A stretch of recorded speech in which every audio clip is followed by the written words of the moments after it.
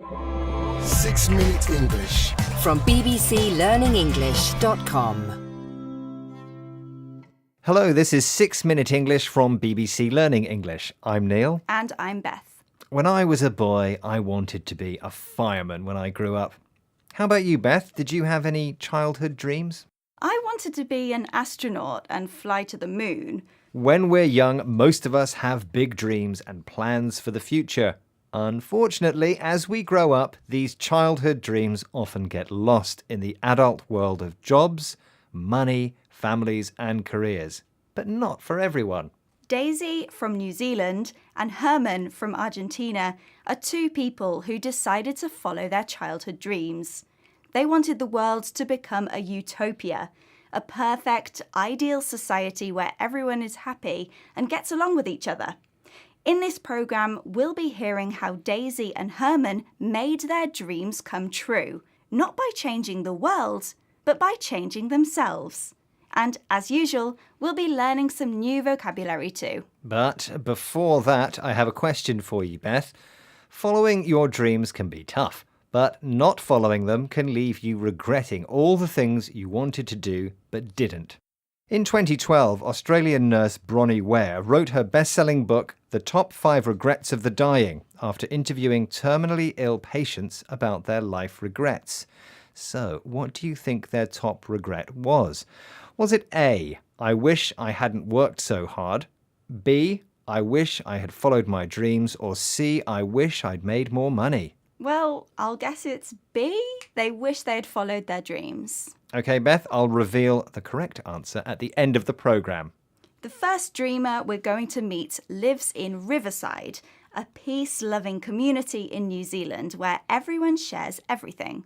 Riverside members work for the community's businesses, including a farm, a hotel, and a cafe. All the money they earn is collected and shared between everyone equally. Daisy, who was born in East Germany, joined Riverside in 2004. Here she explains her belief in sharing to BBC World Service programme The Documentary.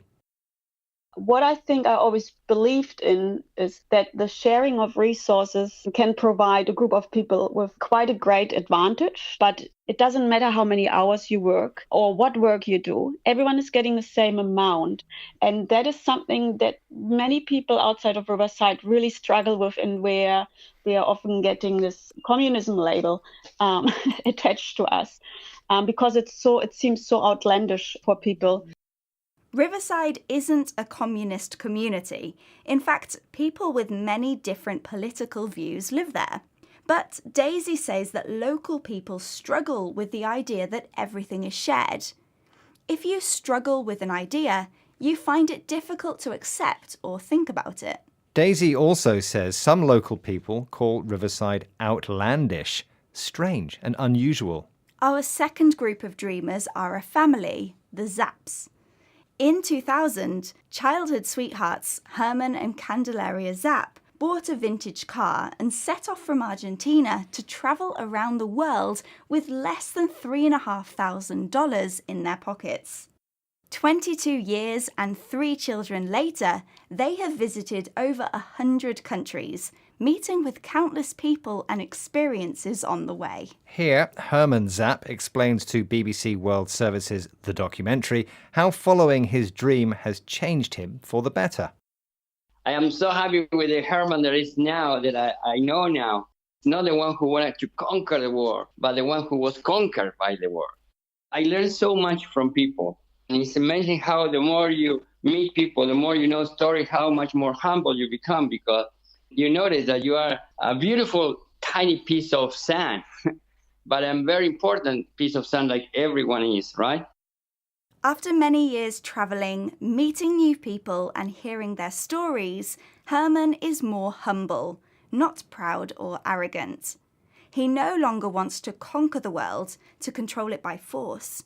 Rather, he has been conquered by his experiences. Herman compares himself to a beautiful but tiny piece of sand and uses the phrase a grain of sand to describe things which are insignificant in themselves, but at the same time are an important part of the whole. Daisy and Herman are rare examples of dreamers who followed their dream and found a happy life lived without regret. Which reminds me of your question, Neil. Yes, I asked about Bronnie Ware's book, The Top 5 Regrets of the Dying. What do you think the number one regret was, Beth? I guessed it was B, not following your dreams. Which was the right answer. Not having the courage to follow your dreams was listed as the top life regret. At least we have people like Daisy and Herman to remind us dreams can come true. Okay, let's recap the vocabulary from this program, starting with utopia, a perfect world where everyone is happy. If you struggle with an idea, you find it difficult to accept. The adjective outlandish means strange and unusual. To conquer something means to control it by force. Someone who is humble is not proud or arrogant. And finally, the phrase a grain of sand describes something which is both insignificant yet somehow important. Once again, our 6 minutes are up. Bye for now. Goodbye. 6 Minute English from the BBC.